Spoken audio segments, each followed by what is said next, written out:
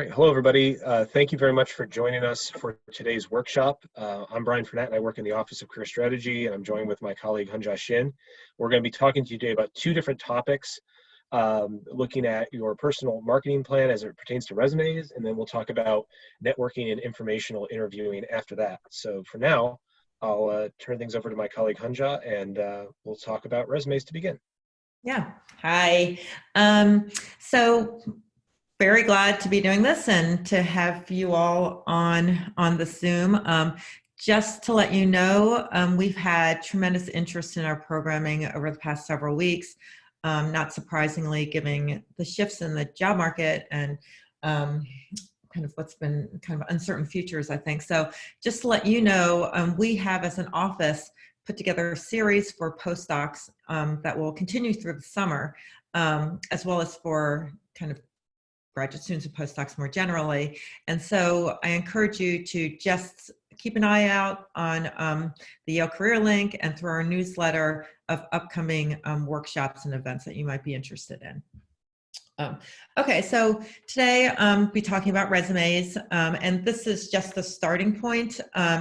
We'll go through fairly quickly through some of the main principles of kind of setting up your professional resume, but I would encourage you as next steps, once you kind of do a draft, to make an appointment with either Brian or me. We are doing one-on-one virtual advising appointments every day. So you can sign up and make an appointment to go over your resume in more detail. We also have a lot of online content as well. If you go to ocs.yale.edu, and it tends to be an iterative process. So we're happy to look at various revisions with you.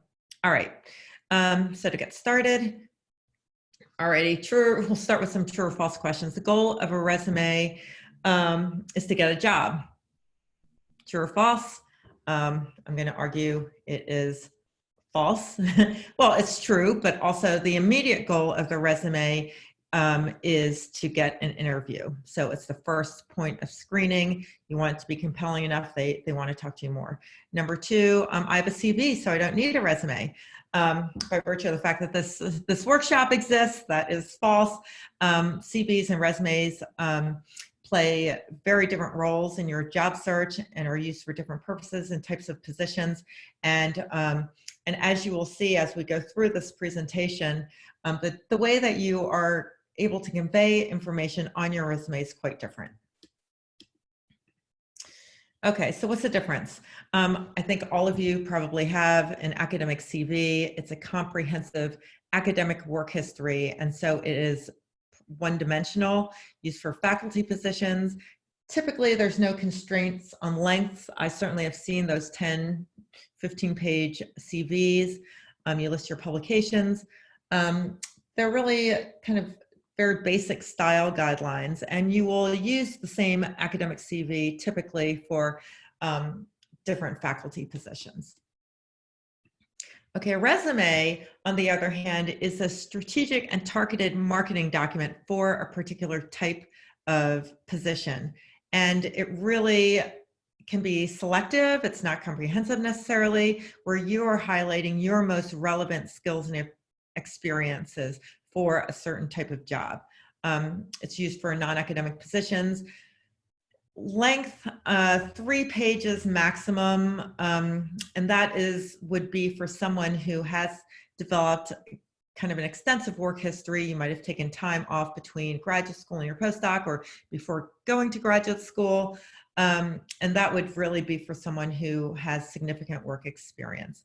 More typically, we see 2-page resumes, and in fact, depending on the type of position that you're applying to, some employers will request a 1-page resume. And so it really means putting a lot of effort into curation and being very careful about your word choice. Publications, depending on the type of job that you're applying to, may or may not be relevant.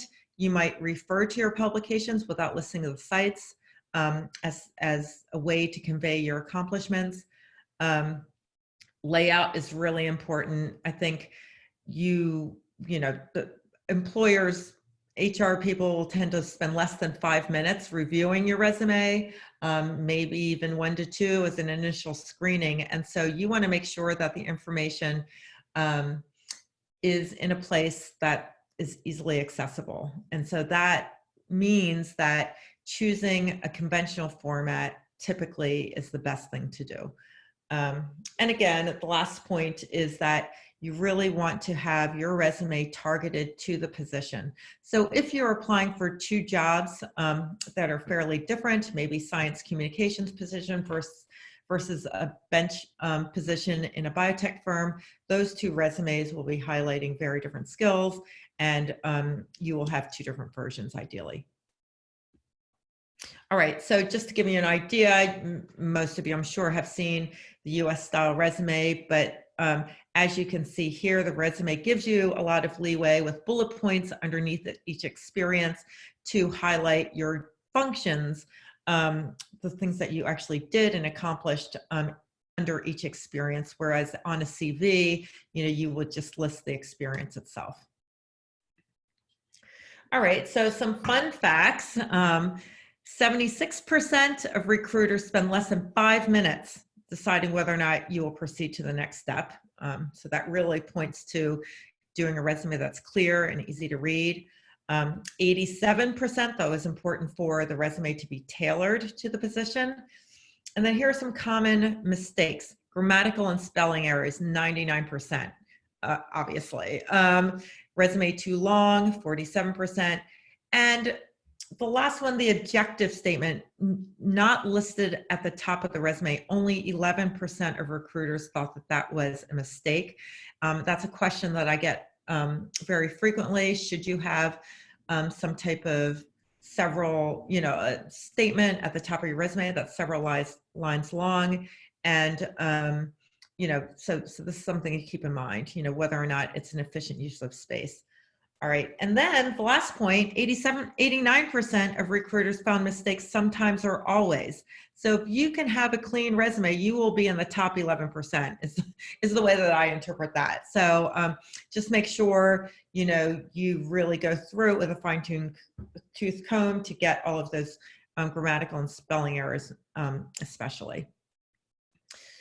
Alrighty, so I think kind of the starting point for your resume, and the reason why, when I have students come in for advising appointments, we typically start with the resume. It's kind of a way to take inventory of all of your skills and experiences, and really doing that is kind of the foundation for your professional narrative. And that professional narrative is going to follow you from your resume, through your interviewing, all the way through your job search process. So it's really an important thing to start with. It has 2 components, I would say. One is your value, what skills and experience are you offering to a potential employer? And the second one is motivation. What draws you to the employer, and why do you want this job? And I've heard it here time and time again from employers. They want assurance that you are not only running away from academia, but you're actually running towards their job, their position, their company. So crafting a convincing story is really important. And I think the issue of value is something, PhDs sometimes struggle with. I mean, I think if you have been in academia from undergraduate straight to graduate school, straight to your postdoc, the value by which your kind of professional skills have been measured, the metrics are pretty clear. It's kind of the depth and strength of your academic training and accomplishments in terms of publications. Once you start looking outside of academia, that skill set may be less important and may not even be very important at all to certain types of employers, depending on what you're applying for. And so this process forces you to take stock of other skills that might not be explicitly recognized in academia, and that you might not have consciously even thought about as part of your skill set. And that's why I think kind of starting with the resume, taking inventory of all of your experiences, all of the different functions that you've had to take on in order to accomplish certain skills and tasks in the course of your research. All of that will help you kind of define and acknowledge and articulate a broader skill set that actually all PhDs have, and we call those transferable skills. Okay, so how do you figure this out? What are employers looking for, just as a starting point? I think it can be very helpful to start looking at job postings. If you are interested in a couple of different possible career paths, just go on LinkedIn and start looking at sample postings, even if you're not ready to apply for those, to see how they are articulating the skills and experience they're looking for. You can also attend employer information sessions. Starting particularly in the fall, our office has career fairs as well as employers coming to campus and kind of throughout the academic year. So it's a very easy way to learn about careers and kind of functions. Also, doing informational interviews. You're lucky to be at Yale. There's an extensive and dedicated alumni base. And so we encourage you to reach out and talk to alums, and Brian will be talking about the process more after I finish my session. So that's kind of one piece of it, trying to figure out what employers are looking for, and then doing an inventory of your own skills and experiences to figure out kind of, where there's a fit. And so you have your technical skills, all of those skills you've kind of learned in your discipline, and then transferable skills.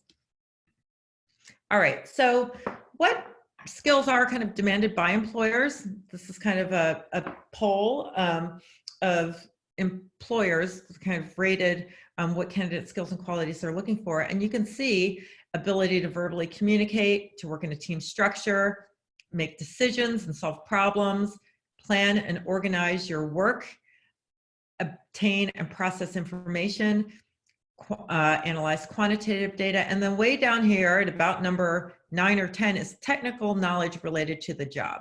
So, and you will see this in almost all job descriptions. I have yet to see a job description that didn't emphasize teamwork, collaboration, and communications, for example.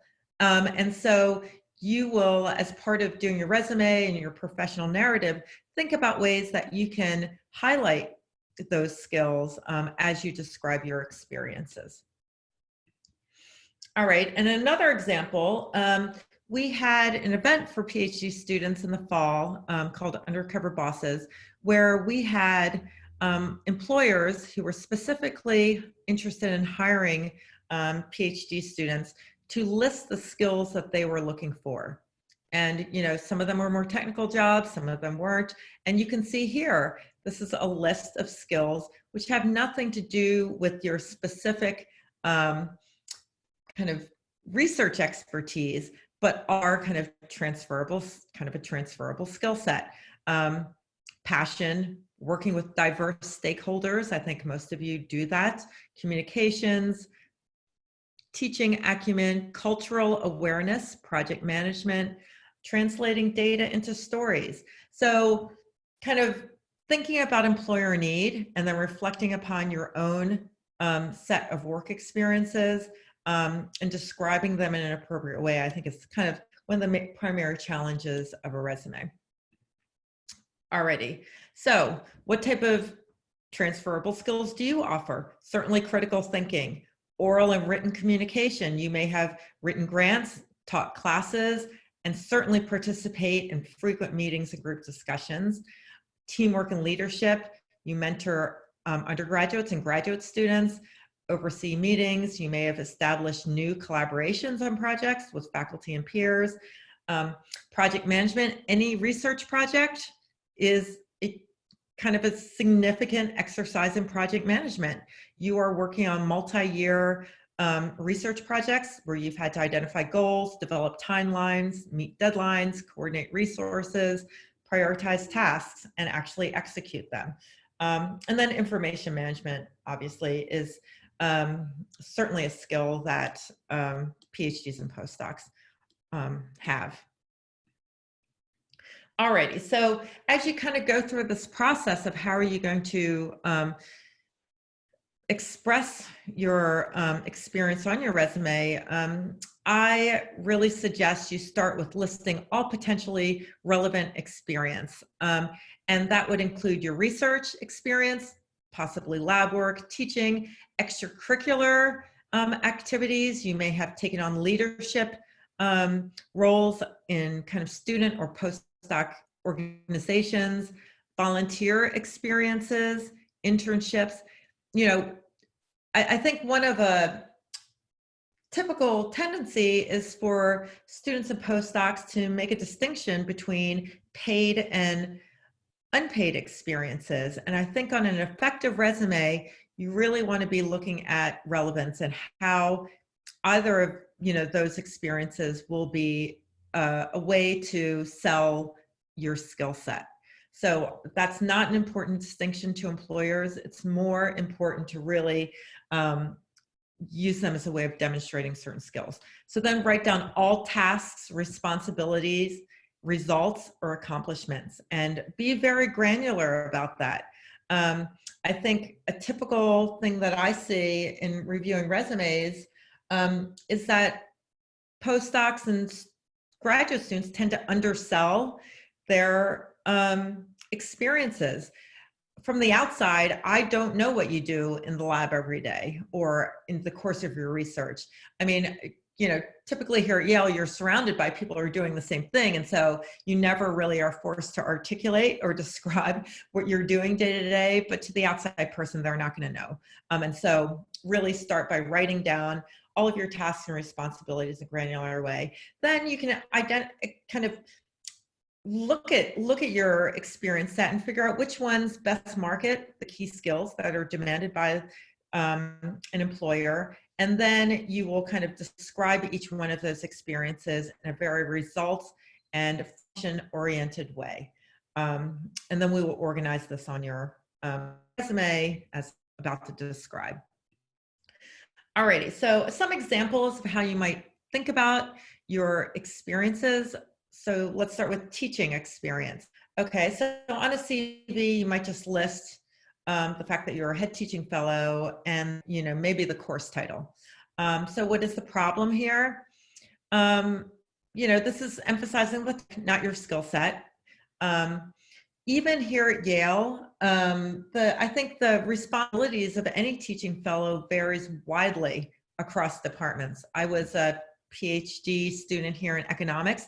My responsibilities as a TA really meant grading problem sets and doing a Q&A session once a week. I had friends who were in the humanities teaching soup to nuts. They, from defining the course, establishing the curriculum, teaching and grading. And so I think you need to tell your reader what that role entailed and sell, kind of skills and experience, and don't make assumptions that they know what you did.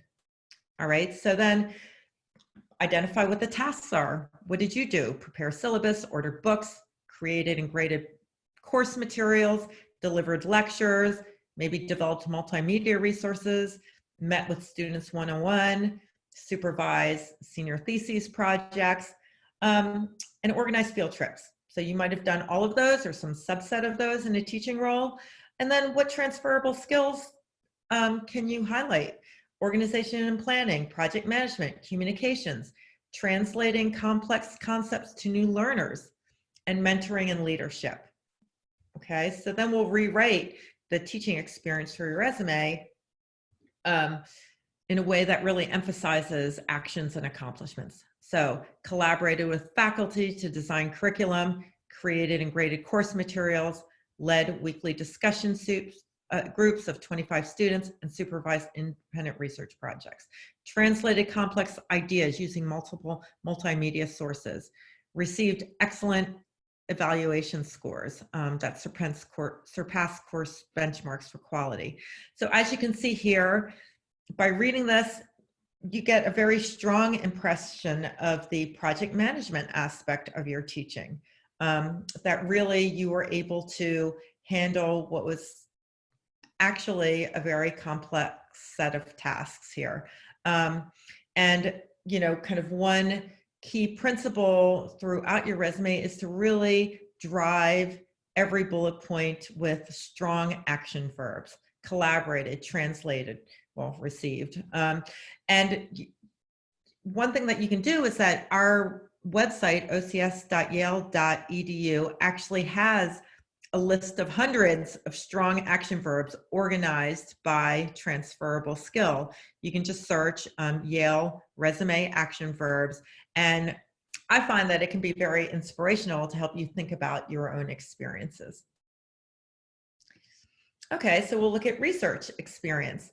So postdoctoral researcher, if you read this description, again, I would say that it is topic driven. So examine how immune responses in tumors are shaped by the type of tumor initiating genetic lesion. Okay, so what were your functions? How did you accomplish this research? All of that is really kind of summarized by the word examine. I don't know how, though, you went about doing this research. And this, again, is a very topic driven description. So what I think, unless your reader is really informed about research and the type of work that you're doing, what's going to be more helpful for the reader and for you is to talk about how you went about doing this research. And again, it kind of depends on the type of reader you have, whether or not it's somebody in a very technical role or someone who is outside of your field altogether. So you have to be sensitive to your reader. Yeah, think about kind of your relevant skills, techniques, and methods. What are your innovations and accomplishments? What have you contributed to this research project? Kind of call out collaborators, especially for pre-published work. Your research certainly can be a great example of establishing new collaborations or maintaining them. And then, as you think about your research experience, don't forget all of your other responsibilities. You may be managing a lab, supervising other researchers or students, coordinating communications across institutions or across departments. So we can kind of look at the new description, and this is for a non-research position, so taking out technical language. Collaborated with team of 3 to examine immune responses in tumors with the aim of devising a more effective personalized immunotherapy towards cancer. Mentored 2 undergraduate researchers, designed and improved lab protocol, published research articles. So the last one is kind of both communications, bullet point, as well as an accomplishment statement. Alrighty, so your extracurricular as well can be redefined. Here's a very simple example. Ran graduate student events related to arts and culture. Again, this is from this description, I don't really get a strong sense of the scale of this activity and what responsibilities you took on. It's all, again, summarized in the word ran. All right, so again, you can kind of blow out this description. Designed new monthly arts workshop series attended by 50 to 150 students. Quantification can be really helpful. You've called out now here that it's monthly, and how successful it was by the amount of students that attended. Established collaborations with multiple Yale organizations and performed outreach. Procured facilities and supplies, oversaw a team of 5 student workers, developed and executed marketing plan, and managed a budget. Okay, so again, that's just a very, a very function-driven description. And the point being that you want to convey, I have strong leadership skills, strong project management skills, and can handle kind of these more complicated, multidimensional tasks successfully. Okay, so once you've kind of gone through all of your experiences, how do you organize them on your resume? What's I think really important to realize is that there's no standard heading that you need to use. Very common is a heading that just says experience, maybe work experience or professional experience, but you can use these headings to really highlight the transferable skill that you want to sell, and make it easy for the reader to understand why certain experiences are on your resume. So instead of work experience, you can do research experience, leadership and project management, communications and writing experience, research experience in genomics, software development experience. Again, these can be tailored to the specific type of job that you are applying for. And what it does is that if you're going to skim that resume in 1 to 2 minutes, it draws the reader's eye to say, and points out the relevance of all of the things that are listed on your resume. So it can be a very useful device to highlighting the skills that you're trying to sell. Okay, so just going back to the education section, I wanted to point out that there are places that you can also highlight things like awards. I would typically put them under education, and also relevant coursework or selected coursework. If you are in the biosciences but have taken courses at SOM or even on Coursera, and are applying for a business or consulting role, I mean, this is a place that you can kind of point out that you've actually taken accounting or taken a course in finance. Alrighty, so then kind of the summary. So we're getting back to the summary statement at the top of your resume. As we pointed out earlier, not HR personnel put less value on the statement at the top.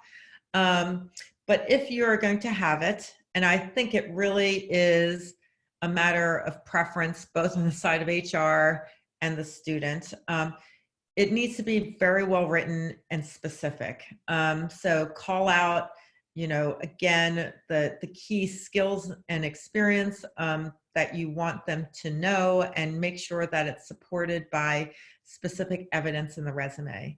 If it's generic, it's really a waste of space and I would take it out. So it needs to be well crafted, and it needs to be kind of very specific to you, because it's the very first thing that's read on the resume and is bumping everything else down farther down the resume. You just need to really make sure it's working in a way that really justifies using that space. For shorter resumes, that are well done and easy to read, I think it has less value.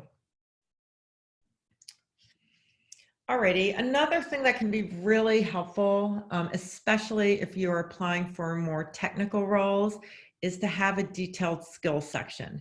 This section can actually go right underneath your education, towards the top of the resume, and can be a nice substitute for that summary statement that you might have otherwise put at the top, because it's easier to read for me, at least I think so. So it can have different categories depending on what job you're applying for. So if you're applying for a research position in industry, certainly putting laboratory skills here might make sense. And in fact, it could be a nice way of aggregating all of those keywords in the job description that you want to highlight in your resume. Languages, computer skills, areas of expertise. I mean, you can craft these different categories in a way that really works for you for a particular type of job. And then publications and presentations. Again, I think whether or not you have this section depends on the type of position that you are applying for. If your reader is going to be a PhD in the same field, then maybe it makes sense to have a selected publication section, maybe 3 or 4 publications. If you're applying to a management consulting position where your reader maybe only has an undergraduate degree in history, really that's a job where they're taking candidates from all disciplines, then you may just want to summarize your publications in a bullet point underneath the research, such as the first bullet point here: published 4 articles on human rights in peer-reviewed journals. Something to summarize it as an accomplishment statement without any of the citations. Alrighty, so then in terms of format, there's no single best format. I think, by looking on the web, you can find different formats and find one that appeals to you, but I wouldn't stray too far from convention. We have examples on our website. For example, you can start with looking at those, but you want to use these descriptive categories as we've just described. And I think, really this last bullet point, don't get creative, is important. Even if you have fantastic design skills, unless you're applying for, a design position, you really want to have it be simple, clear, lots of white space, so that somebody can really get the message that you're trying to convey clear, easily and quickly. Sometimes your resumes are put through ATS, which is applicant tracking software.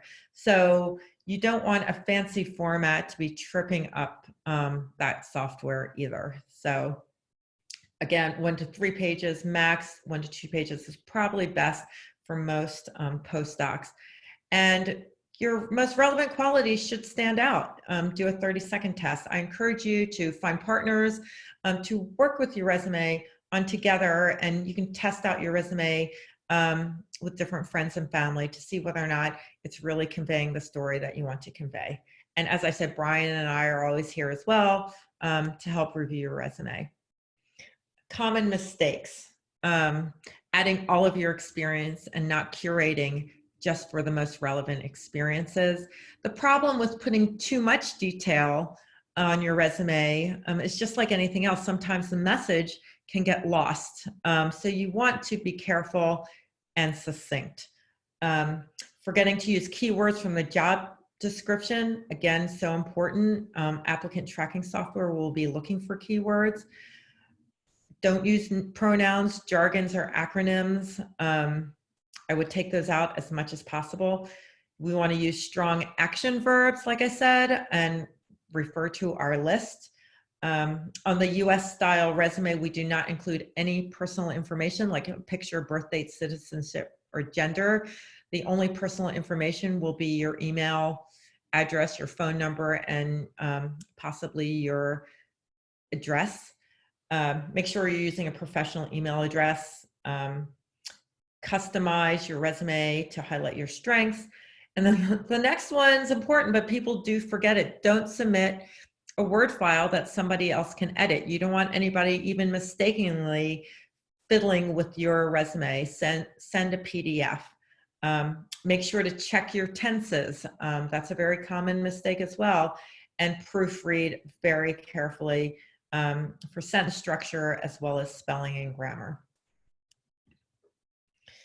Alrighty, so here are some resources. You are getting the slideshow, so no need to copy it down, but there are a number of resources that offer resume examples for postdocs and PhDs, and these can just get you started. One that I wanted to point out is Imagine PhD, which is actually a resource that was recently created by a committee of Brian and my peers, career advisors for graduate students from institutions across the US. And what they've done is pretty nice. They take an analyzed job description and annotate it as a kind of a way of highlighting what skills the job ad is looking for, and then they do a tailored resume and cover letter based on that job description. So that's kind of a nice way to get started. How are you kind of reading a job description and translating it to your resume? Imagine PhD was created for humanities and social science PhD students and postdocs, obviously. But it's really relevant for anyone who's thinking about positions that are not STEM adjacent. And even this exercise of kind of looking at the job descriptions and tailoring your resume, I mean, certainly kind of looking at a few of those is relevant no matter what type of job you're looking for. So that's very helpful, and it's free. Alrighty, so the bottom line, resumes are a different genre than your CV. You want to tailor your experiences and skills to meet the employer's needs. Really, the message you should be conveying is, I'm a great fit for your job. And hence, you might want to have different versions for different types of jobs.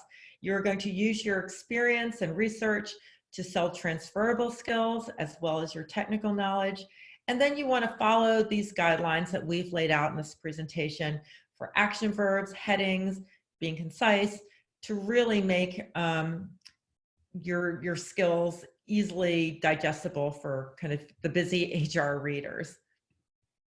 Alrighty, as I said at the outset, this is just a starting point for you. After you do a draft, we are more than happy to meet with you for a one-on-one advising appointment. You can make them through the Yale Career Link for additional feedback. And we often see postdocs and students more than once as they iterate through several versions. And then OCS also has a resume drop, so you can email your resume or cover letter and an advisor will look at it and return it with comments. Alrighty, questions? Why don't we jump to those at the end so that we can have like sort of an all at once since we think there's probably a good bit of overlap here between the two. Okay, that sounds like a good idea. I'm going to stop sharing then so you can share your screen. Great, thank you. So in the idea of constructing a narrative and being able to discuss that narrative and make it appealing to an employer, I think it would be naive to assume that just happens in our heads and then it becomes fully formed and we're able to just perform, if you will, in the moment. And so we advocate highly that you attempt to refine, hone, and if you will, practice that narrative aloud in the context of networking. And when we were discussing and promoting this workshop, we talked about informational interviewing. And so some of you might be saying, like, well, Brian, it says networking here. And so the two concepts are one and the same. I've come to describe them as informational interviewing should happen well before you're applying for a job, and then networking kind of happens more in the moment when you're ready to apply for a job. So maybe when you're contemplating what your professional career may be, informational interviewing is a good first start, and it sort of morphs into networking over time. But the terms are ultimately interchangeable. So today we're going to talk about the strategic approach to networking and discuss how it allows for us to rehearse the professional narrative. So this presentation has a little bit of motion to it, so I'll forewarn you. Let's see here. All right, there we are, first move. So the idea here is to construct and build relationships with people who have similar interests and have similar goals in terms of their professional development.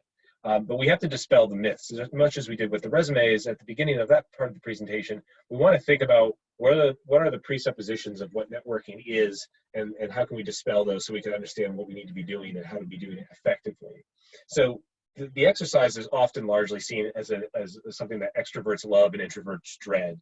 And while it's maybe not everyone's favorite thing to embark upon in talking to strangers, the idea here is that it is not purely an exercise for the extroverted.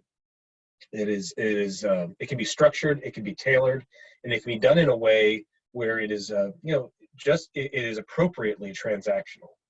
Another myth is that you need a ton of people to talk to. You need this wide, huge network of individuals sort of mining on your behalf over the course of time, and that is also untrue. It does not need to be this massive undertaking. It can be something that is pointed and directed and precise. The formality of networking is often oversold as well. While we want to be professional, we need not be always in a formal environment. So this isn't something that's reserved for like Wall Street interests or those only interested in consulting. It is without specificity in terms of industry. Networking in general is a practice that you have likely done if you've ever gone to an academic conference and you've talked to other folks in your area of research or in a tangential area of research. That is networking. So the idea here is we were likely experienced in this regard, but we've never thought of it in this particular mode. And then the other myth, of course, is that applying to positions is replaced by networking. So that by discussing your professional path and career interests with others, jobs will miraculously fall from the sky, and then we just don't have to make that kind of leverage. And that is, I guess, unfortunately untrue. It does not mean that networking does not play a large role in this process, and I think we all likely know that, and we'll certainly discuss the nuance of that today, but it is not to replace applying to a given position. So why do we do this? Why do we put ourselves through this? We're here to learn. You are all researchers by trade at this point. I think that's fair to say. We're realistically just trying to research a nuanced element of a new industry, a new employer, a new position, a new career path, and we want to make sure that we are talking the talk, so to speak.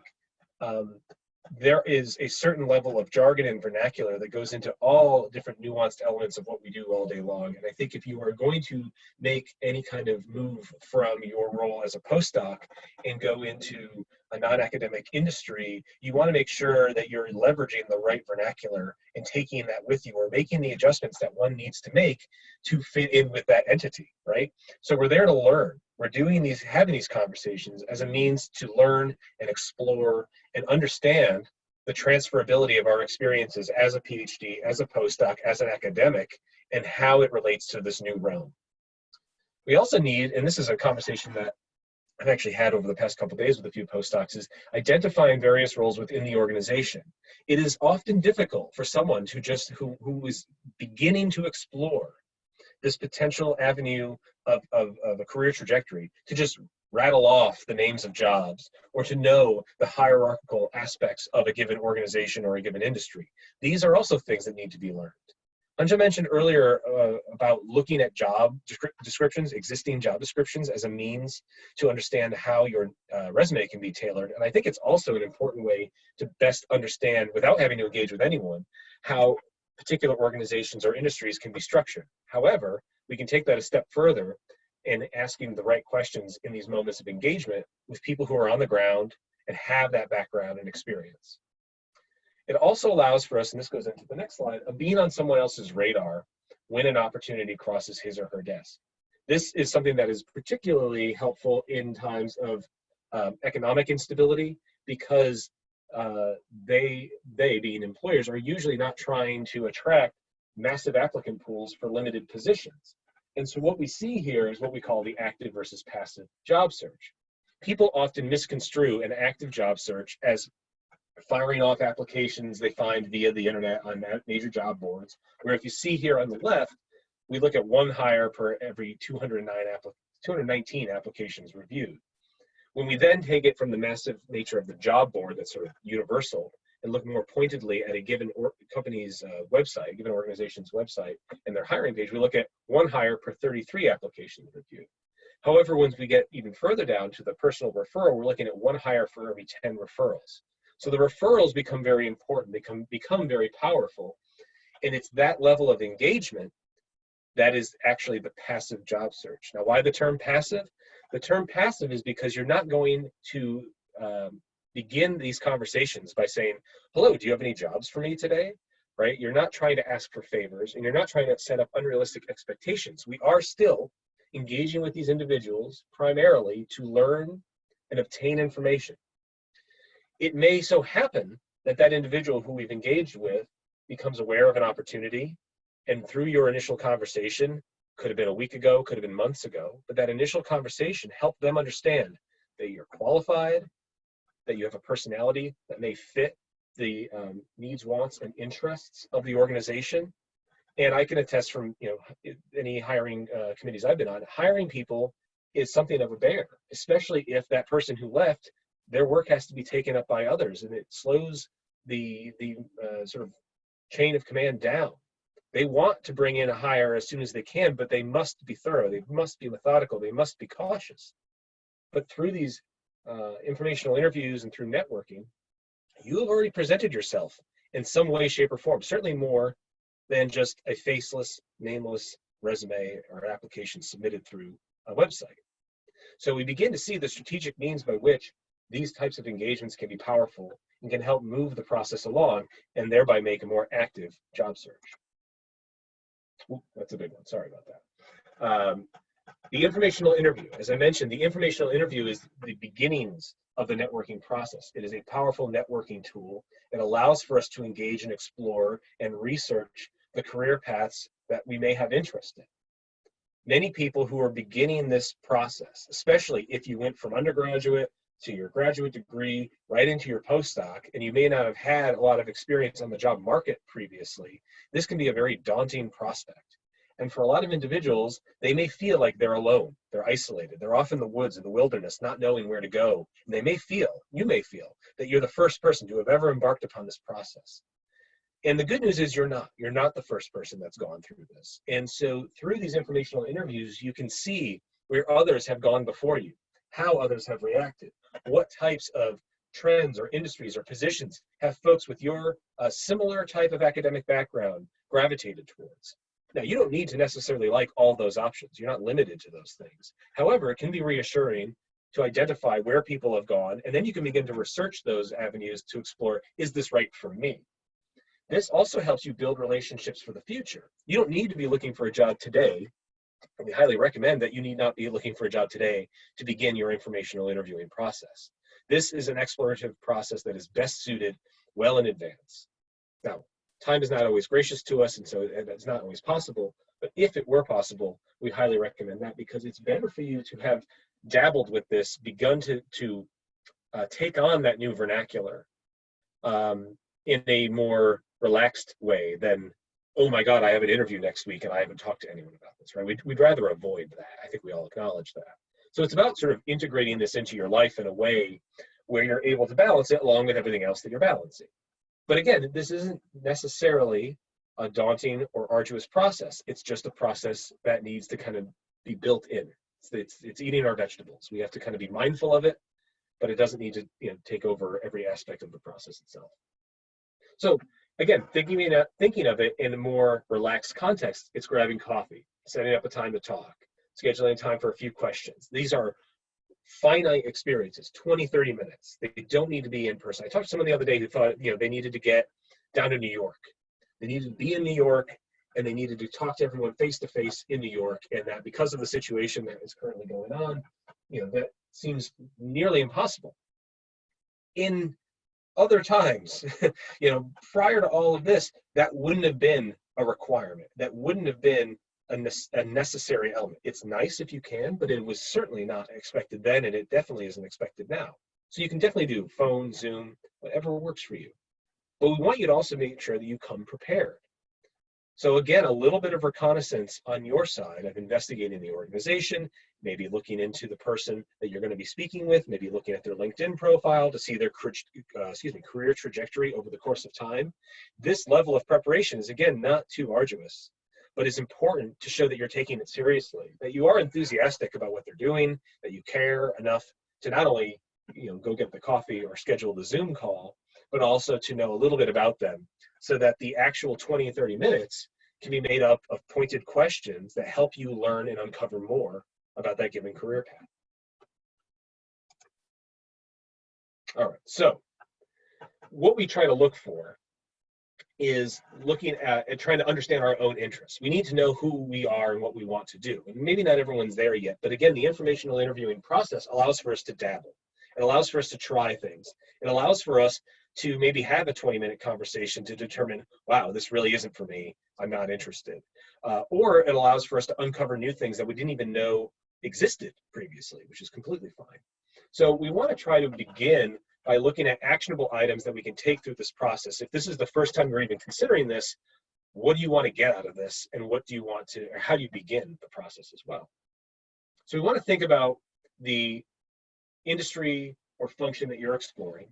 I think it's good to have 2 or 3 ideas. I think we have some documentation, we say 3 to 5. I think it's good to just have a couple of ideas so that if you suddenly hit a wall with one of these ideas and say, wow, I was wrong about this, this is not of interest, you don't have to start all the way back at the beginning, square one.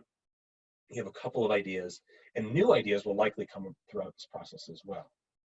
And you want to think, why are you interested in biopharmaceutical research? Why are you interested in X, Y, or Z industry? What brought you to that? Is it purely rooted in your academics? Is it purely rooted in your research? Obviously, you made decisions on why or how to pursue that area of research, to pursue that area of academic work. What prompted that in you?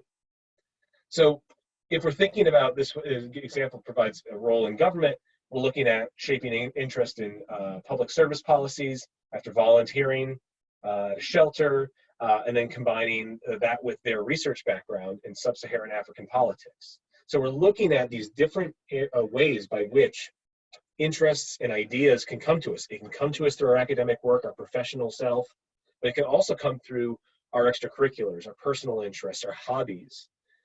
And we have to be open to that. And as Hunja indicated in the talk about resumes, we do get to include all of these experiences as part of the narrative. So we now want to think with this new, shiny, fancy narrative that we've constructed in our resume, what does that say about us? What are the elements that we bring forth through our interests, our values, and our skill sets that allow for us to pursue these ideas moving forward? And then we begin to have these conversations.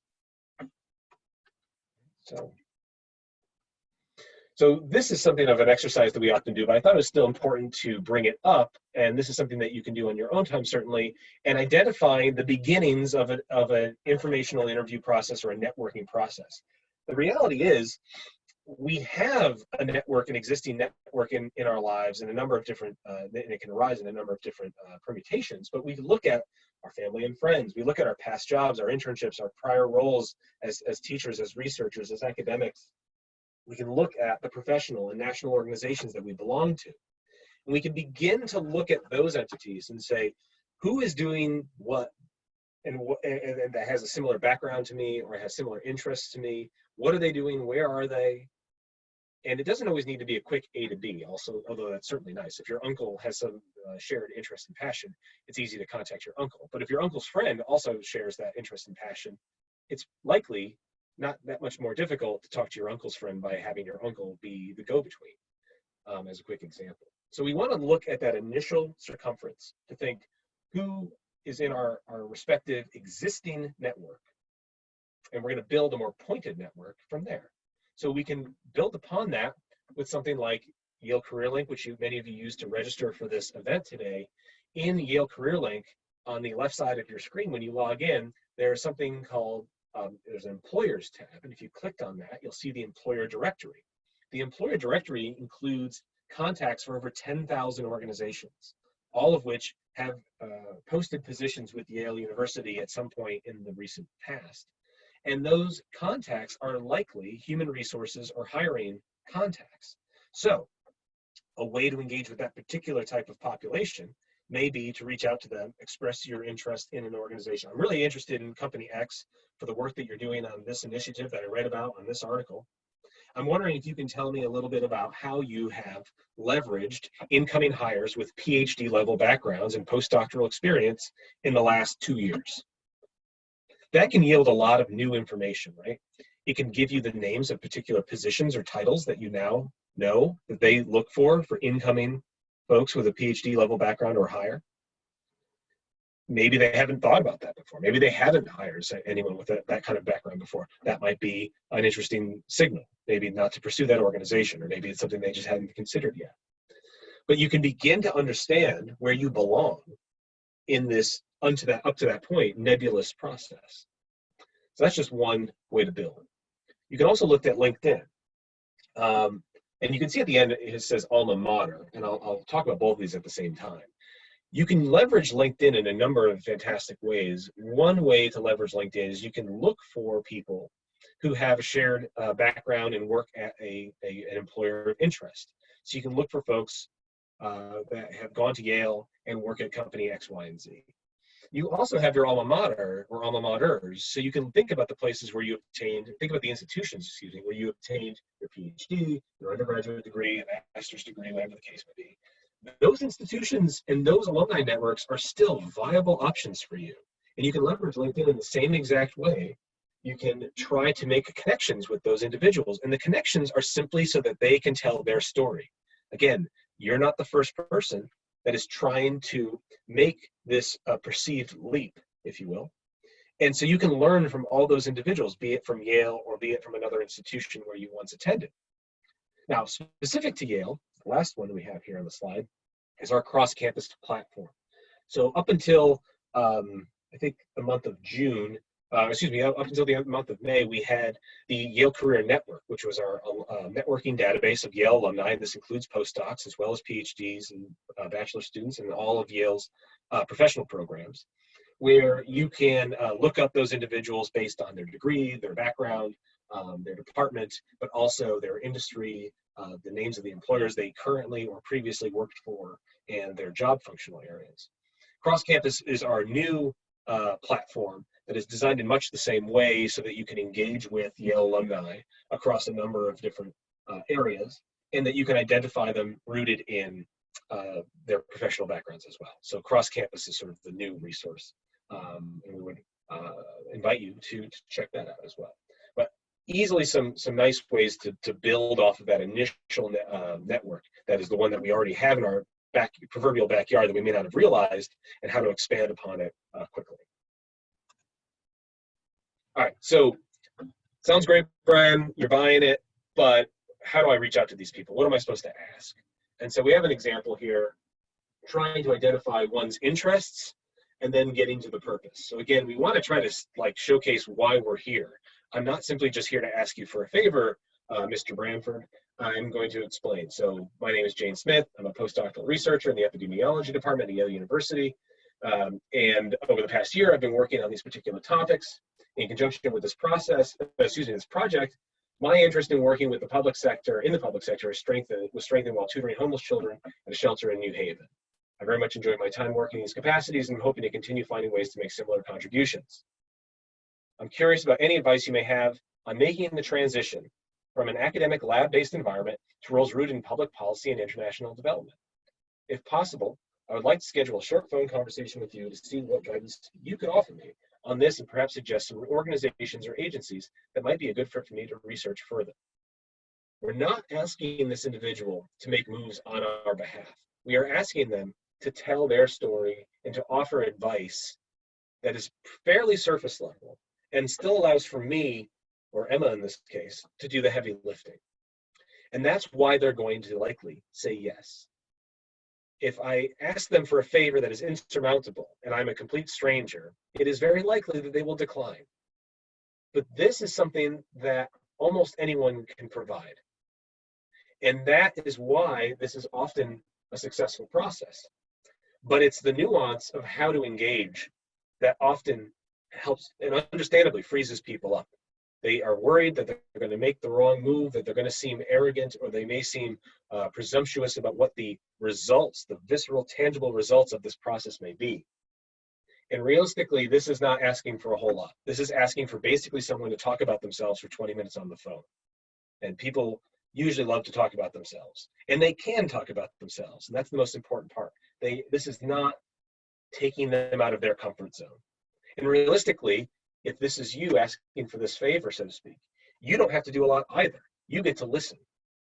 Now, eventually, and this goes back to why we kind of pair these two topics up today, eventually that person, Mr. Branford in this case, is going to ask you, tell me about yourself. Why are you interested in this? Now, we gave a little bit of a sneak peek here at the beginning of the first paragraph, but you're going to have to explain in greater depth, and you want to explain in greater depth because this is the opportunity to rehearse your own professional narrative.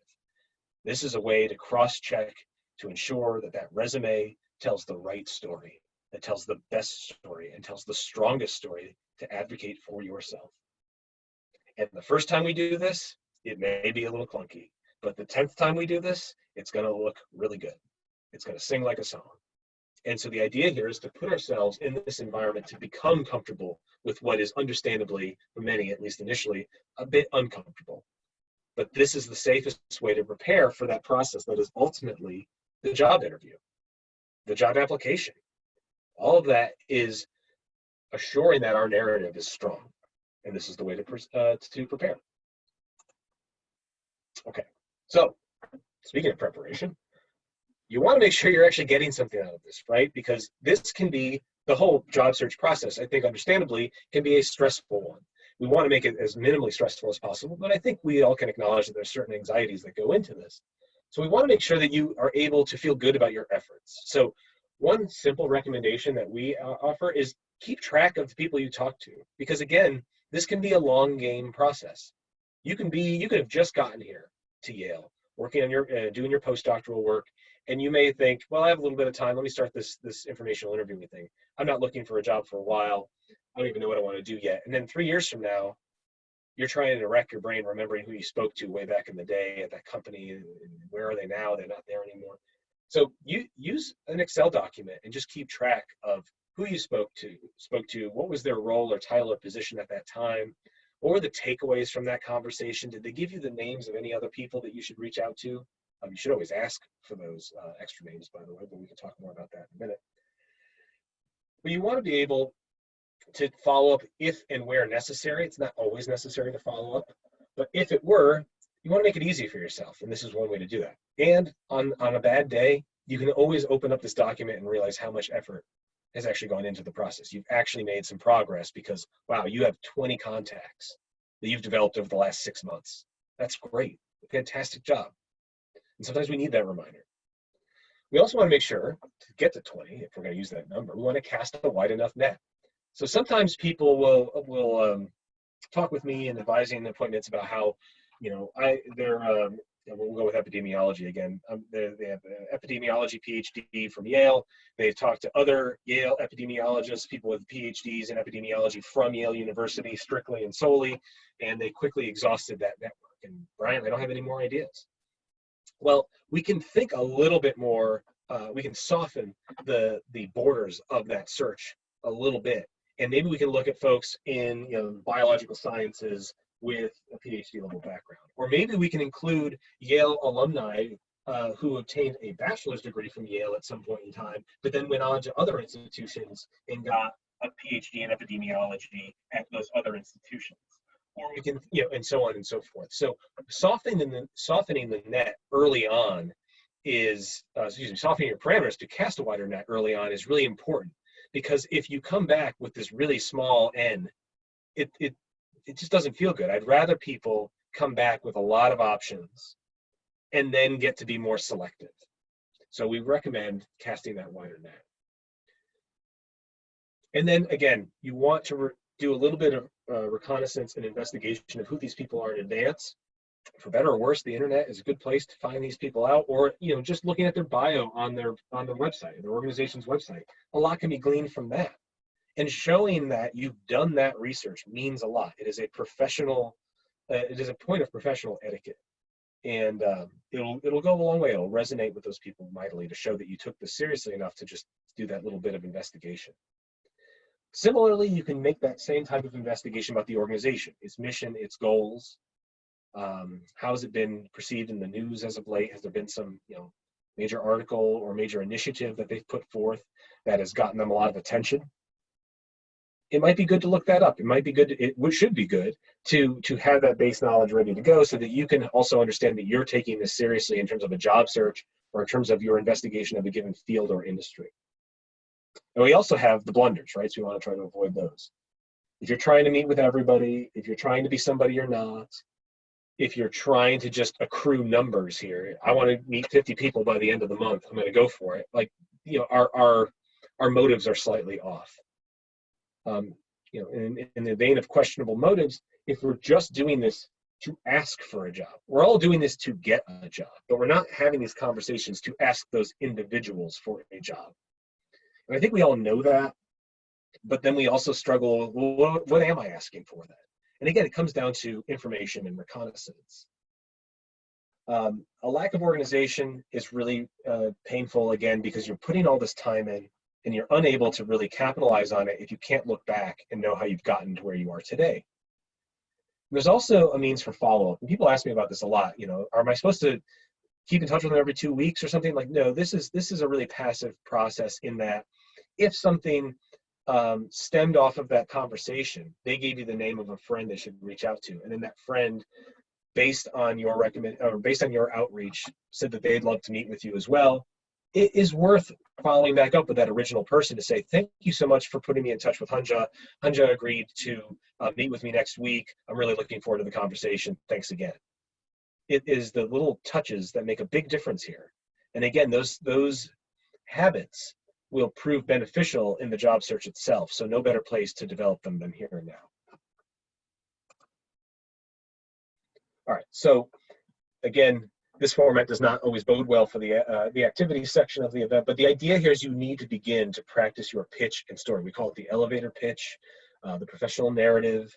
You know, it's a 2 to 3 minute story of who you are and why are you here and why are you interested in making, in many cases, a change. If we're looking at, you know, I was focused on an academic role up until this moment where I decided that I was really interested in work in industry or whatever the field may be. You want to be able to have that story, and you want to be comfortable with that story, because, you know, ironically, if you're uncomfortable telling the story about yourself, what does that say about you? And you know, we need to be able to feel confident in the stories we tell, the narrative that we have, and the experiences that we've developed up until this point. So we can certainly work with you on that. This is a great way to just, like, I mean, I find that, you know, most people's like circle of friends are very willing to help people. Ironically, if you have a close friend, you know each other very well, you may not know each other purely in a professional context. You know each other in a personal context. So even just talking to your friend about your professional development over time, it might be new territory for them. So they may have more of a unique, unbiased perspective than you give them credit for. So just something to consider. All right, so a lot of the information on our website, and you'll get this afterwards, has a lot of tips and opportunities for you to engage in professional interviewing, informational interviewing in a way that evokes that professional preparation and etiquette. So we just have these kind of listed here to show that these resources are here to help you prepare questions, to understand the sort of sequence of the interview. And again, if it were in person or virtual, I'm going to go back here, just look at like identifying the individuals, contacting, scheduling, confirmation, doing a little research and preparation, making sure that we take it as a professional exercise with our arrival and our appearance. Always sending a thank you note, a very quick thank you note afterwards means a lot. And again, is an easy thing to forget when you're sort of enamored with the rest of this process. And then just, how to take next steps and keeping those good records. So just a couple tips and a little bit of a tight summary. Now that is the workshop. So now we're going to try. So I guess let's just we'll wrap this up, this portion of the event up by just saying thank you for your time, and we recommend you research reference ocs.yale.edu for all the information, different services, and the resources that we have available to you. And we thank you for that. I'm going to stop the recording.